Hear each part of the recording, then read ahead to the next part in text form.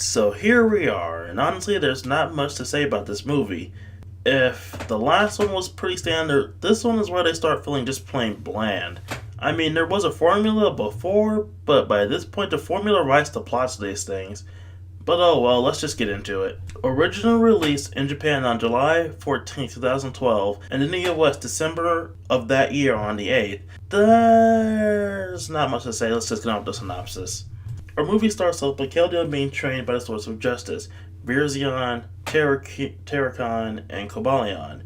Each of the three give Keldeo a lesson before the three discuss its further training, which involves fighting Kyurem for some reason. Keldeo rushes off to face Kyurem on his own, and is thoroughly trounced in the battle.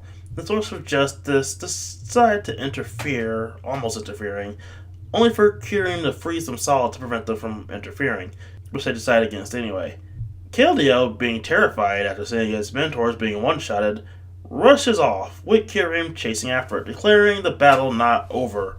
This is where Ash and friends enter the picture, running across an injured Keldeo, and after healing it of course, decide to help it out and go in to save the Swords of Justice. All the while, Kyurem chases after them with an army of Cryogonal, for some reason. The overall setup is fine, but the story is pretty much just a huge chase scene, and while it sometimes work with things like Mad Max Fury Road and whatnot, this time it doesn't. If I have to place the blame on anything, it's how low the stakes are. The whole plot is about Keldeo being over his head and rushing in, and then gathering the courage to go back and face what it started.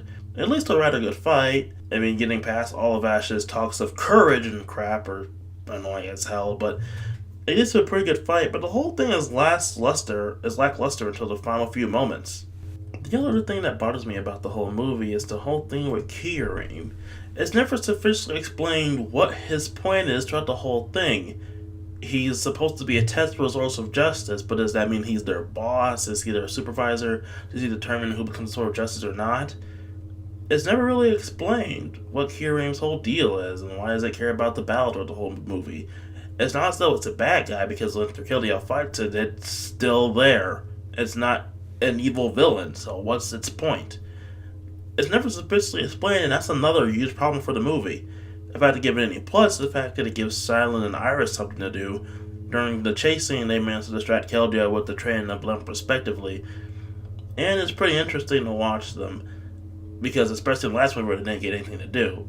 But still, they still don't do that much, but at least they did something. Overall, I'd say this movie is pretty standard, aside from the fight at the very end.